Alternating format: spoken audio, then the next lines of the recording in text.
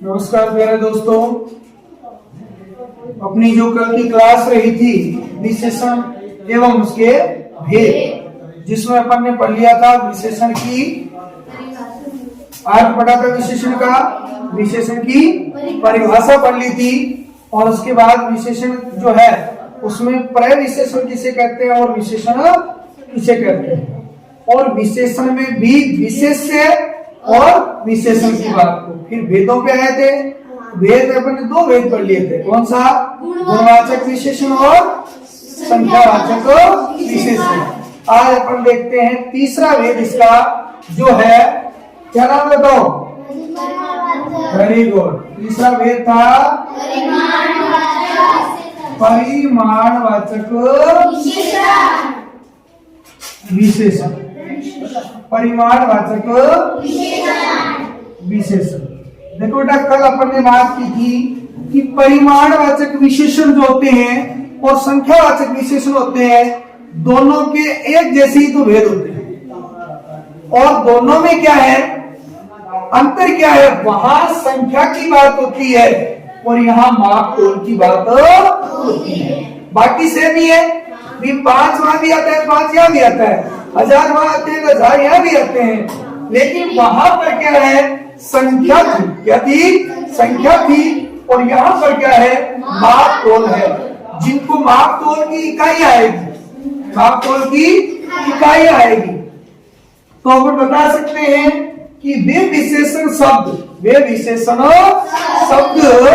जिनसे या जो वस्तु की मात्रा मतलब क्या है यहाँ पर? जैसे मापना तोलना का बोध करवाते हैं, उनको कहा जाता है परिमाणवाचक विशेषण। तो बात आ गई समझ में? ठीक है। जैसे देखो अपन ने कह दिया शक्कर लेके आए, घी लाए, तेल लाए, कपड़ा लाए, ठीक है ना? ये सब क्या है? मापने की इकाई है ना, मापने तोलने की इकाई है। तो परिमाण यानी मात्रा। और जैसे ही मैं कह दूं आदमी, पुस्तकें, तो इनको तोला थोड़ा जाता है, इनको तो गिना जाता है, इनकी संख्याएं होती है। ठीक है। एक ध्यान रखना, संख्या वाले में उसके बाद संज्ञा आएगी कोई ना कोई, सर्वनाम संज्ञा आता है ना। और यहाँ पर क्या नहीं है? माप तोल की इकाई आनी है, जैसे मीटर, क्विंटल, किलो, ग्राम। ठीक है, ये मात्रें हैं माप तोल की, इससे पहचान लोगे नाम से। ठीक। तो परिभाषा की बात करें तो हम बताएंगे वे विशेषण शब्द जो ठीक है, जो किसी वस्तु की मात्रा ध्यान देना बेटा, यही शब्द पकड़ना है अपने को। वे विशेषण शब्द, विशेषण पढ़ रहे हैं तो शब्द कैसे होंगे? विशेषण के। वे विशेषण शब्द जो किसी वस्तु यानी कोई भी वस्तु हो सकती है, किसी वस्तु की मात्रा यानी माप तोल। क्या बताएंगे? माप तोल। मात्रा का मतलब क्या है? माप तोल। तो वे विशेषण शब्द जो किसी वस्तु की मात्रा का बोध कराए, उन्हें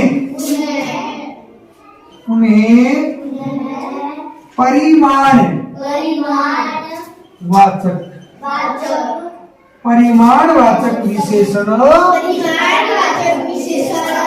कहते हैं। तो बेटा मेरे ख्याल से परिभाषा आराम से समझ में आ गई होगी कि वे विशेषण शब्द जो किसी वस्तु की मात्रा यानी मापना और तोलना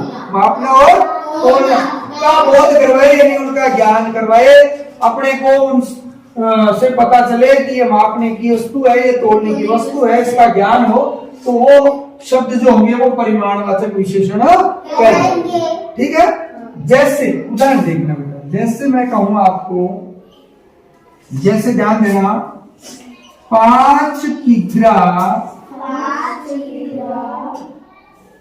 चावल, 5 किग्रा चावल। तो देखो 5 के बाद क्या है? किग्रा, किलो, तो इसको तोला जाएगा, तो तोलने की इकाई है।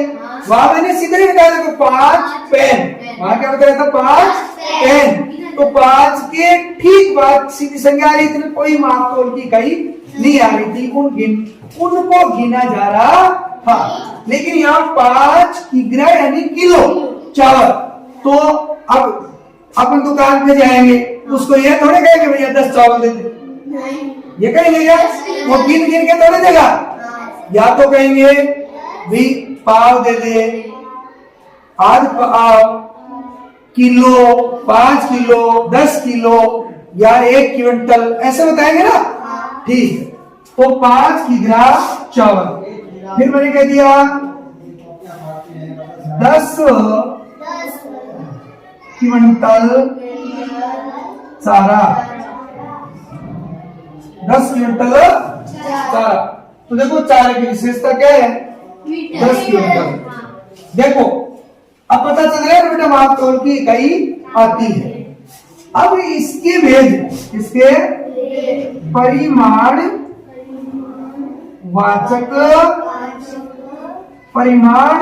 विशेषण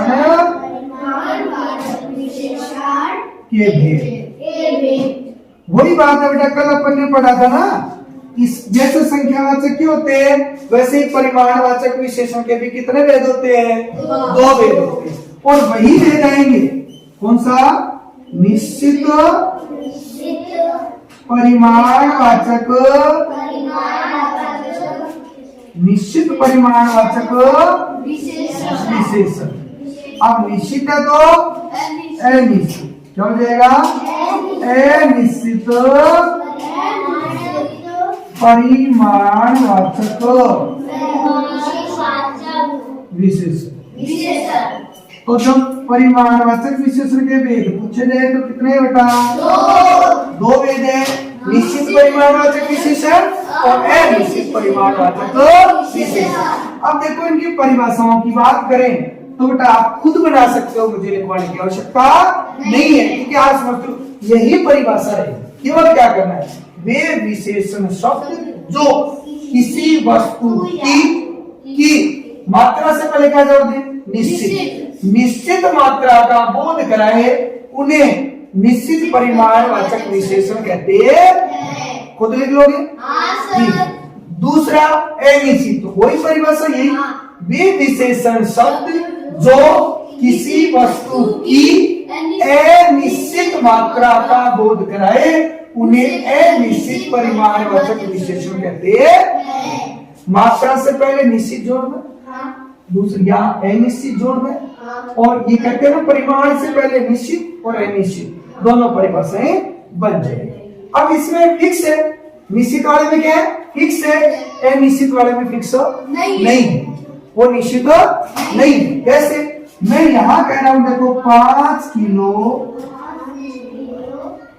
गेहूं, 5 किलो गेहूं, तो मतलब ये देखो फिक्स है ना 5 किलो गेहूं। मैं कह दूं कुछ चावल लाना, तो यह फिक्स है क्या? नहीं है ना? कुछ कितना है? हाँ, इसकी जगह मैं और भी जोड़ दूं, जैसे मैंने जोड़ दिया अधिक चावल, मैंने जोड़ दिया कम चावल, ठीक है, तो फिक्स है क्या? कितने है बता? नहीं, लेकिन है ये चावल है तो कम ज्यादा की बात हो रही ना। अब चावल को मापा तो लग जाता है, गिना थोड़ी जाता है, तो परिमाणवाचक का ही भेद होगा। मैं कह दूं हजारों क्विंटल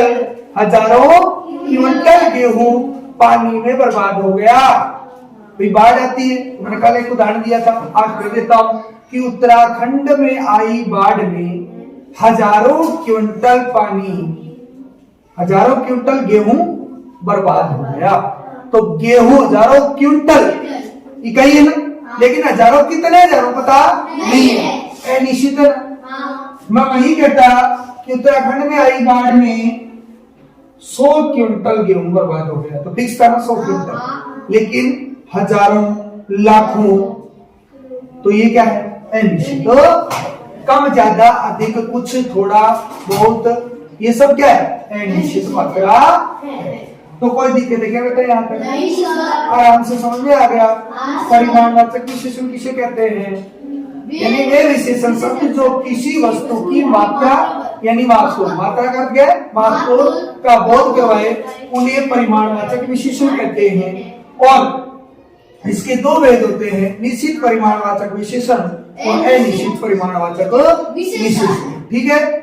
निश्चित में जो निश्चित मात्रा का बोध करवाते हैं, अनिश्चित जो अनिश्चित मात्रा का बोध करवाते हैं, जो निश्चित नहीं है। तो कोई दिक्कत है क्या बेटा यहाँ पर?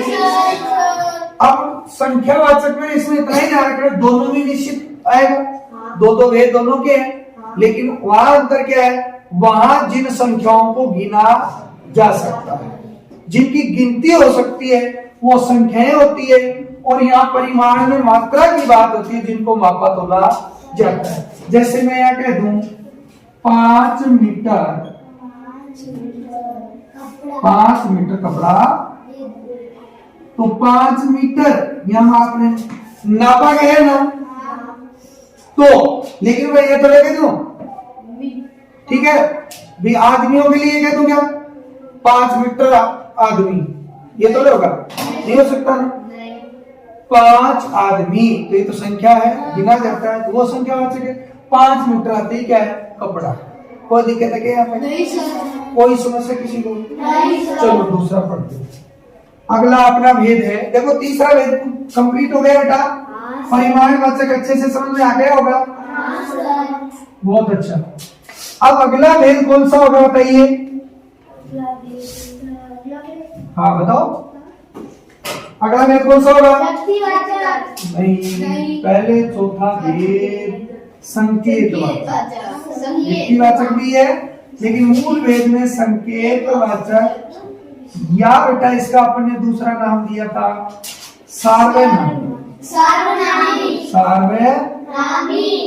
सार्वनामिक विशेषण।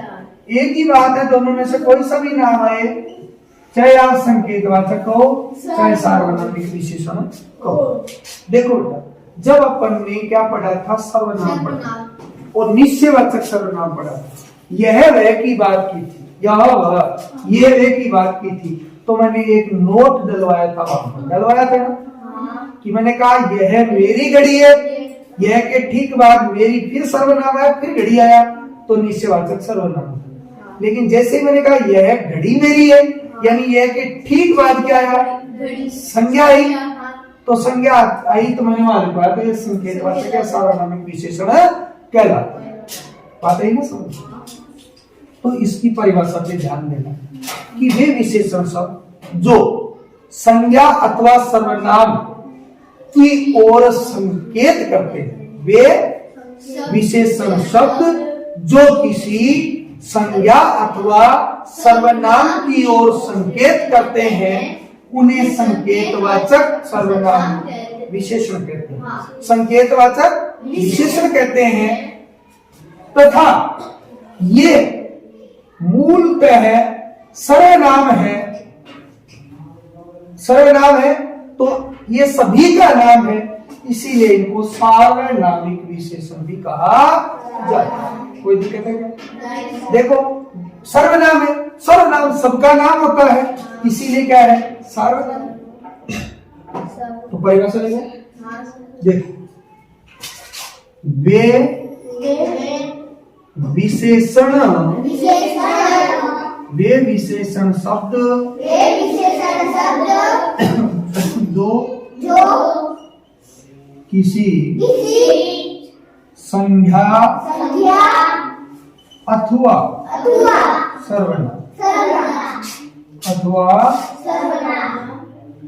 सर्वनाम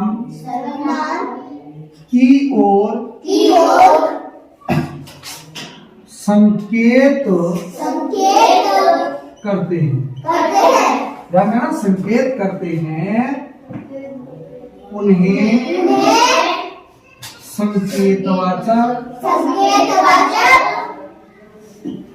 विशेषण कहते हैं।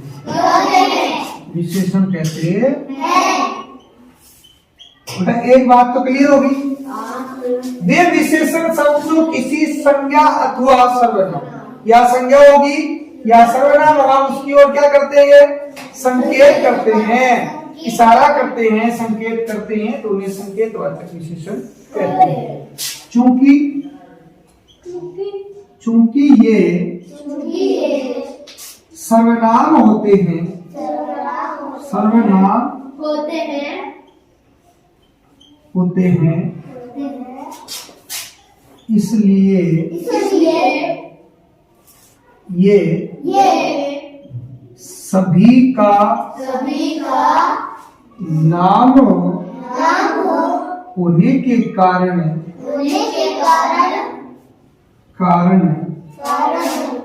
सार्वनामिक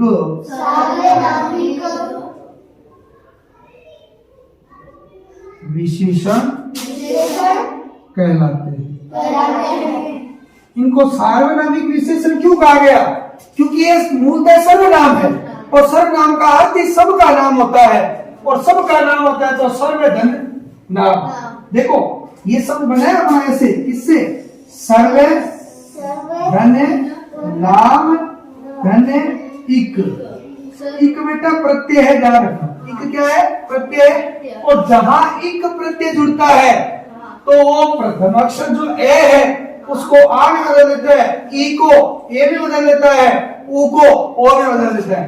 तो देखो सर्व तो से का सा हो गया, सार्व नाम ई की मात्रा क्या बना? सर्वनाम। तो सर्वनाम, सर्व यानी सब, नाम यानी सबका नाम। जो सभी का नाम होता है वो सार्वनामिक ही होता है, सर्वनाम ही होता है। तो इसीलिए इसको सार्वनामिक विशेषण कहा जाता है। तो समझ में आ गया होगा, वे विशेषण शब्द जो किसी संज्ञा अथवा सर्वनाम की ओर संकेत करते हैं तो उन्हें संकेतवाचक विशेषण कहते हैं। चूंकि ये सर्वनाम होते हैं इसीलिए यह सभी का नाम होने के कारण सार्वनामिक विशेषण कहलाते हैं। कोई दिक्कत है क्या यहाँ तक?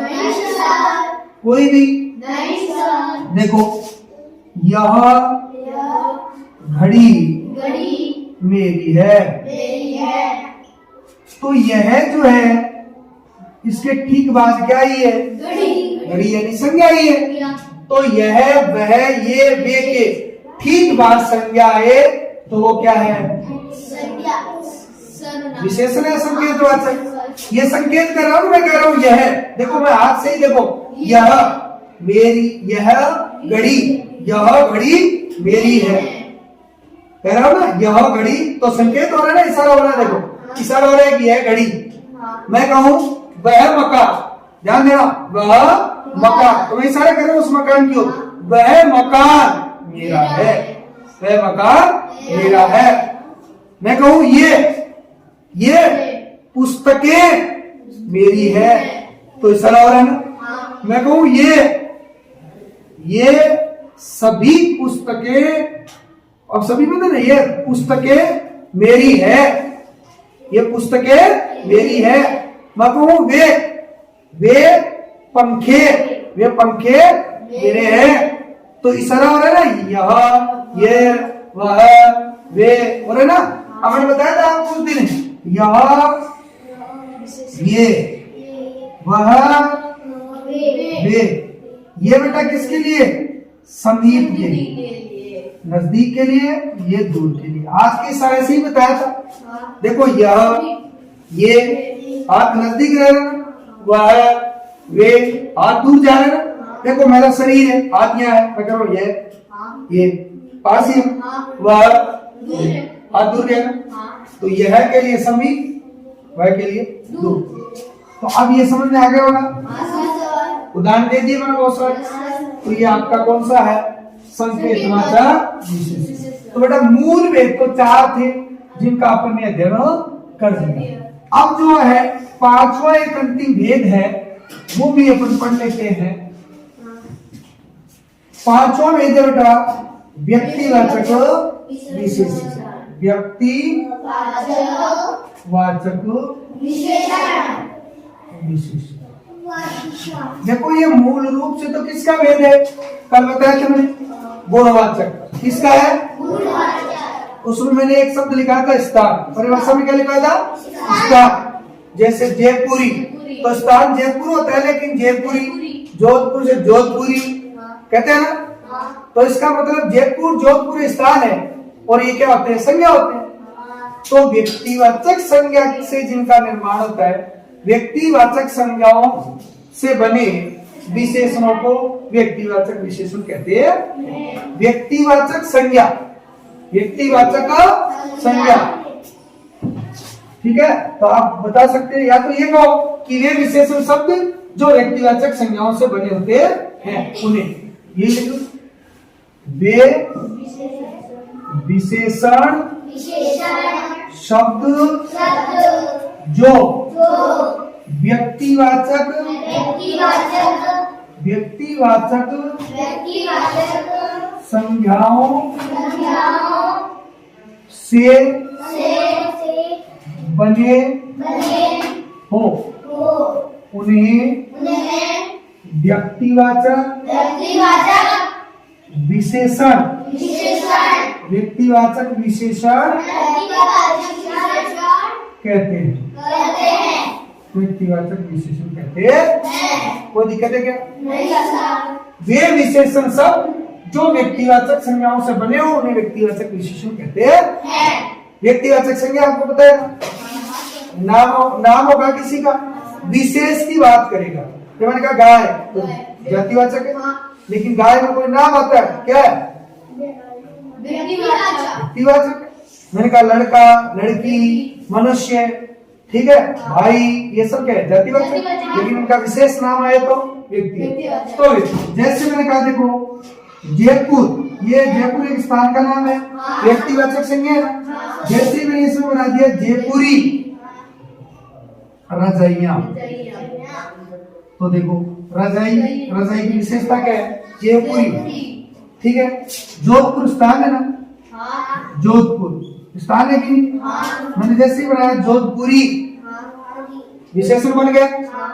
और जोधपुरी जूती, तो इस जूती की विशेषता वो कैसी है? जोधपुरी, ठीक है। ऐसे ही मैंने कहा जोधपुरी साफा, जैसे बीकानेर समझे ना, तो ये व्यक्तिवाचक संज्ञा है ना, स्थान का नाम है। मैंने कहा बीकानेरी भुजिया, तो बताओ बना कि नहीं बना? तो सीधी सी बात है, जो व्यक्तिवाचक शब्द होते हैं उन व्यक्तिवाचक शब्दों से जब विशेषण का निर्माण होता है तो उनको व्यक्तिवाचक विशेषण कहा जाता है। तो ये उदाहरण आपके समझ में आ गया, जूती की विशेषता, रजाई की, साफे की, ठीक है, भुजिया की, पगड़ी है, ठीक है। कोई दिक्कत है? साफ कर दूं? तो बेटा अपने विशेषण के पांचों भेद क्या होते हैं? कंप्लीट होते हैं। अब एक प्रश्न यहाँ से और बन जाता है, वो है विशेषण की अवस्था है। कौन सा है? बहुत इंपॉर्टेंट बात है ये, ध्यान रखना बेटा। विशेषण की अवस्था, ठीक है, विशेषण की अवस्था। अवस्थाओं का मतलब है यहाँ पर बेटा तुलनात्मक अध्ययन से। किनसे है? तुलनात्मक अध्ययन से। जो विशेषण है उसकी तीन विशेषताएं होती है। एक तो होती है मूल, क्या होती है? तो मूल में अवस्था शब्द जोड़ दूं तो दीर्घ संधि बन गई मूलावस्था। क्या हो गया? मूलावस्था। एक होती है उत्तर अवस्था, क्या होती है? तो अवस्था जोड़ते ही दीर्घ संधि से उत्तरावस्था। एक होती है उत्तम अवस्था, तो अवस्था शब्द जोड़ते ही क्या बन गया? उत्तम अवस्था। तो तीन प्रकार की अवस्थाएं होती है, एक मूल होती है, एक उत्तर होती है, एक मध्यम। तो ये तो बेटा ध्यान देना, ये तो होती है दो के बीच। किसके बीच? दो के बीच, ठीक है। तो इसके लिए इसमें अपन जोड़ सकते हैं तर, या जोड़ सकते हैं से। क्या जोड़ सकते हैं? इसके अंत में इसकी पहचान होगी, शब्द के अंत में या तो तर मिलेगा या उससे पहले दो की तुलना करके से लगाएंगे। उत्तमावस्था है, ये होता है सम से, ठीक है। तो इसमें सबसे जुड़ा मिलेगा या तम जुड़ा मिलेगा, यानी ये सभी में होता है, सभी में उत्तम बताया जाता है। उत्तम होता है वो सब में श्रेष्ठ होता है। ये तो देखो साधारण अवस्था है, मूलावस्था का मतलब क्या है? साधारण अवस्था, साधारण की बात करता है, ठीक है। जैसे मैं कहूं, उदाहरण देखो, राम सुंदर लड़का है। अकेले की बात हो रही, राम कैसा है? सुंदर है। तो ये सुंदर क्या है? मूल अवस्था। क्या है? मूल अवस्था। उदाहरण से बहुत अच्छी अवस्थाओं के बारे में तीनों अवस्थाएं समझ आ जानी चाहिए।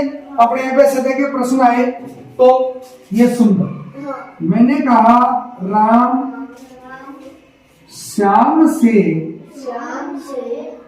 सुंदर है। अब देखो दो की तुलना होगी ना, राम और श्याम। राम किससे? श्याम से। देखो से लगाए ना, इसका मतलब दो की तुलना कौन सी अवस्था? उत्तरावस्था, ठीक है। मैं कहता हूं राम सभी से सुंदर है। ये सर हो गई उत्तमावस्था। सभी से सब में श्रेष्ठ बताएगा, कौन सी? उत्तमावस्था। तो जैसे देखो कुछ शब्द है, श्रेष्ठ शब्द है, साधारण, श्रेष्ठता, श्रेष्ठ शब्द, दोनों अवस्थाएं मिल गई। देखो गुरु, गुरुतर, गुरुतम, लघु, लघुतर, लघुतम। कोई दिक्कत है क्या? तो मेरे ख्याल से बेटा अवस्थाएं समझ में आ गई। कोई दिक्कत है क्या अवस्थाओं में? तो आपसे पूछी जाए कितनी अवस्था है इस विशेषण की? 3 अवस्था है, मूलावस्था, उत्तरावस्था, उत्तमावस्था। जब एक की बात हो रही है साधारण की तो मूल अवस्था है। जब दो में क्या बताया जा रहा है? दो में श्रेष्ठ बताया जा रहा है एक को, तो उत्तरावस्था। इसमें या तो शब्द के लास्ट में क्या रहेगा? तर शेष रहेगा। जैसे गुरुतर, लघुतर, तर लगा होगा मूल अवस्था में, ठीक है। जैसे मैंने कहा सुंदर, सुंदरता। जैसे सरल है, सरलतर, सरलतम, तो तर बचेगा या से लगेगा। जैसे यहाँ से लगा श्याम से। और इसमें सभी में श्रेष्ठ बताया जाए तो या तो लास्ट में तम लगा होगा, जैसे गुरुतम, ठीक है। जैसे दीर्घ तक, दीर्घ, दीर्घ तक, दीर्घतम, ठीक है। या सब से जुड़ा होगा, क्या होगा? सब से जुड़ा होगा। तो अवस्थाएं समझ में आ गई बेटा? हाँ। अब कुछ एक प्रश्न है, उनकी चर्चा आपकी किताब के हिसाब से अपन करते हैं। आपके प्रश्नों की चर्चा करते हैं कुछ, और आप आराम से बता पाओगे बेटा? कोई दिक्कत है क्या? नहीं तो नहीं है। चलो पहला प्रश्न मैं आपसे ही पूछता हूं, ठीक है। आपसे ही पहला प्रश्न पूछता हूं, आप बताएंगे इसमें, ध्यान देना। पहला प्रश्न है परिमाणवाचक विशेषण का उदाहरण है। परिमाणवाचक विशेषण का उदाहरण है। ध्यान देना कौन कौन से हैं? जयपुरी, दुगुना, एक गज और काला। अब मैं एक एक से पूछूंगा, आप बताना बेटा। एक प्रश्न आपके सामने मैंने रखा है, परिमाणवाचक विशेषण का उदाहरण है। जयपुरी, दुगुना, एक गज, काला। तो आप बताओ योगेश, कौन सा उत्तर दोगे आप इसमें से? फटाफट बोलिए। दुगुना। आपका उत्तर है दुगुना। बेटो आप बताओ भवानी, कौन सा उत्तर होगा? जयपुरी। देखो तुक्के लॉजी शुरू होगी दोनों की, ठीक है। आप बताओ खुशबू, क्या उत्तर होगा? एक गज। देखो दिमाग काम में नहीं लिया आपने, ये उत्तर सही है। मैंने क्या कहा था, प्रश्न पढ़ना है परिमाणवाचक, इसका मतलब मात्रा, मात्रा मतलब माप तोल, क्या माप तोल। अब बताओ जयपुरी में माप तोल है क्या? जयपुरी तो जयपुर से बना है। जयपुर एक संज्ञा होती है, और संज्ञा होती है जब व्यक्तिवाचक संज्ञा से बनने वाला व्यक्तिवाचक विशेषण होगा, तो ये तो क्रॉस कट गए। दूसरा दुगुना, दुगुना चौगुना, ये मैंने कब बताया था, संख्यावाचक में, गणनावाचक, क्रमवाचक, आवर्तीवाचक, भेद बताया कि नहीं। तो दुगुना ये तो संख्या है, तो ये संख्यावाचक है। तो क्रॉस क्रॉस, एक गज एक संख्या है, लेकिन गज मापने की इकाई है और मापा तोला जाता है, वही परिमाणवाचक है। काला गुणवाचक, दोष है। तो प्रश्न बना कि नहीं, दिमाग से काम ले रहे कि नहीं, थोड़ा सा पढ़ने में हल्का किया। अब देखो अगला प्रश्न मैं आपसे पूछता हूं, सरलतम, सरलतम विशेषण, ये जो सरलतम विशेषण है इसमें कौन सी अवस्था है? विशेषण की 3 अवस्थाएं मैंने पढ़ाई आपको, कौन सा ऑप्शन सही होता है आपके हिसाब से? मूलावस्था है, उत्तरावस्था है, उत्तमावस्था है, बताइए।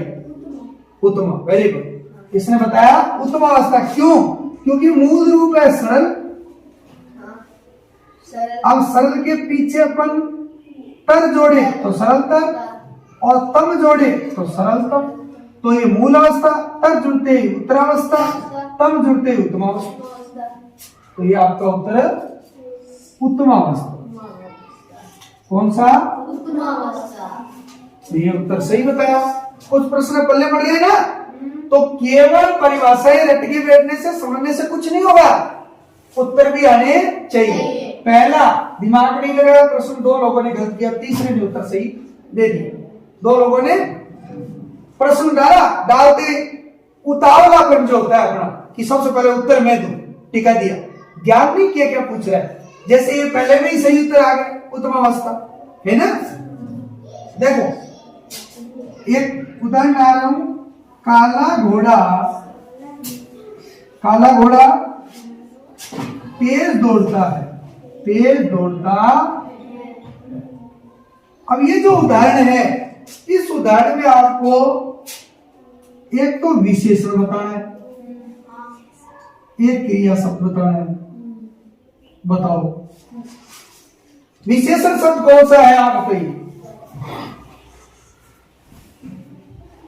विशेषण दौड़ता है, दौड़ता विशेषण है नहीं, काला काला। हाँ तो फिर गीत लेते हो मत बोलो काला, क्योंकि घोड़ा जो है उसकी विशेषता है कि वो कैसा है, काला है। और क्रिया कौन सी है? तेज क्रिया, दौड़ना। कौन सी है? दौड़ता है, ये क्रिया। ये तो क्रिया विशेषण है तेज, तो कि दौड़ने की विशेषता है। देखो विशेषता बताने वाले 3 प्रश्न पढ़ने पड़ लिए। संज्ञा सर्वनाम की विशेषता बताए तो विशेषण, विशेषण की विशेषता बताए तो प्रविशेषण, और क्रिया शब्द की विशेषता बताए तो क्रिया विशेषण, क्रिया शब्द की बताए तो क्रिया विशेषण। देखो ये घोड़े की विशेषता है कि वो कैसा है, काला है। घोड़े की विशेषता है वो काला है, और दौड़ने की विशेषता है कि वो कैसे दौड़ता है, तेज दौड़ता है। तो ये क्रिया की विशेषता होने से क्रिया विशेषण। विशेषण तो है कि विशेषता बता रहा है, लेकिन क्रिया विशेषण है क्योंकि विशेषता संज्ञा सर्वनाम की नहीं बता रहा, क्रिया की बता रहा है। दौड़ना, भागना, और देखो क्रिया वाला टॉपिक अभी अपन ने पढ़ा नहीं है, इसके बाद क्रिया वाले पढ़ेंगे, तो थोड़ी सी दिक्कत आ रही होगी सब पहचानने में आपको। जब अपन क्रिया वाला पढ़ेंगे तो क्लियर हो जाएगा। दौड़ना, देखो क्रिया की परिभाषा आपको सबको आती है ना, क्या होती है बताइए। क्रिया किसे कहती है? जो सब किसी का, हाँ, जो सब किसी काम का करना पाया जाए उसे क्रिया वेरी गुड। यानी जिस शब्द से किसी काम का करना या होना पाया जाए उसे क्रिया कहते हैं। तो देखो किस शब्द से यहाँ काम हो रहा है, दौड़ना, कि वो दौड़ रहा है, तो ये क्रिया शब्द हो गया। जब इसको विस्तार से पढ़ेंगे सारी बातें समझ में आ जाएगी। ठीक है, एक उदाहरण और डालता हूं, उसके बाद अपन कक्षा में उदाहरण देखना। कक्षा में 20 छात्र हैं। कक्षा में 20 छात्र हैं। कक्षा में 20 छात्र है। इस वाक्य में किस प्रकार का विशेषण है? इस वाक्य में किस प्रकार का विशेषण है? तो देखो कौन कौन सा ऑप्शन बता देता हूं मैं। सार्वनामिक विशेषण, परिमाणवाचक विशेषण, निश्चित संख्यावाचक विशेषण या संख्यावाचक विशेषण। आपके हिसाब से कौन सा है? निश्चित संख्यावाचक विशेषण। बिल्कुल। देखो परिमाणवाचक तो हो नहीं सकता, क्योंकि कक्षा में 20 छात्रों की बात हो रही है, संख्या की बात हो रही है ना। तो छात्रों को मापा तो अलग होने जाता है, गिना जाता है, तो इसका मतलब परिमाण तो नहीं हो सकता। माप तोल वाली बात ही खत्म हो गई, एक ऑप्शन कट गया। एक है सार्वनामिक संकेतवाचक। तो सार्वनामिक संकेतवाचक वैसे नहीं हो सकता, क्योंकि इसमें कहीं और कोई संकेत नहीं हो रहा। भाई यह घड़ी, वह मेज, वे पुस्तक, वो था संकेत तो वो था, तो सार्वनामिक वाला कट गया। संख्यावाचक विशेषण हो सकता है, हो क्या सकता है? संख्यावाचक तो है ही है। अब उसमें से अगले ने ऑप्शन डाल रखा है निश्चित संख्यावाचक, तो 20 एक निश्चित संख्या है, तो निश्चित संख्यावाचक विशेषण। आपका उत्तर बहुत अच्छा रहा है। अब इसमें कक्षा में कई छात्र है, तो क्या होगा? संख्यावाचक तो होगा, लेकिन कई अनिश्चित, पता नहीं है। अच्छा, एक थोड़ा सा जटिल हो सकता है आपके लिए, लेकिन डाल रहा हूं। थोड़ा सा शब्द पकड़ना। थोड़ा सा किस प्रकार का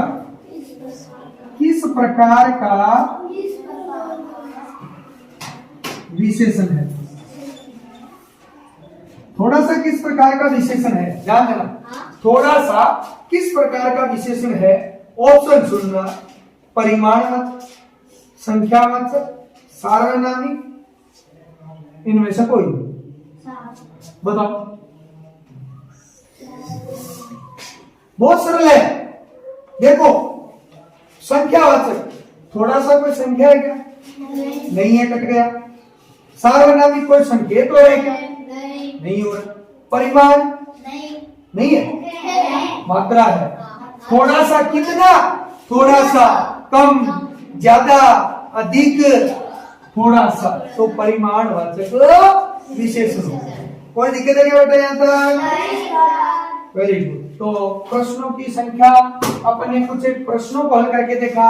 ऐसे प्रश्न जब अपन परीक्षा में बैठते हैं तो ए पार्ट जो अपना 10-12 प्रश्न आते हैं ना, 15 प्रश्न आते हैं ए पार्ट के, एबे सदे वाले, उसमें इसी प्रकार लाइनें डाल के ऐसे प्रश्न पूछे जाते हैं। देखो सीधा अगर व्याख्यात्मक प्रश्न आता है तो आपसे क्या पूछेगा? विशेषण किसे कहते हैं? विशेषण के भेदों के नाम लिखिए। विशेषण किसे कहते हैं? उनके भेदों के नाम लिखिए।